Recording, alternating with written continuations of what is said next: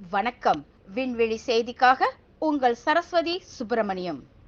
இன்றைய டிஜிட்டல் சகாப்தத்தில் கற்றுக்கொள்வதற்கான மிக முக்கியமான திறமையாக கணினி திறன் மாறிவிட்டது.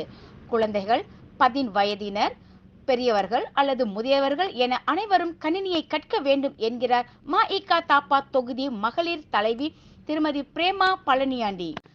தாப்பா நாடாளுமன்ற உறுப்பினர் டத்தோஸ்ரீ டாக்டர் எம். சரவணனின் சிந்தனையில் தோன்றிய இப்பயிற்சியை ம.இ.க. தாப்பா தொகுதி கல்வி பணி இயக்கம் மற்றும் அத்தொகுதி மகளிர் பிரிவின் இணை ஏற்பாட்டில் இந்த கணினி வகுப்புகள் நடைபெற்றன என அவர் குறிப்பிட்டார்.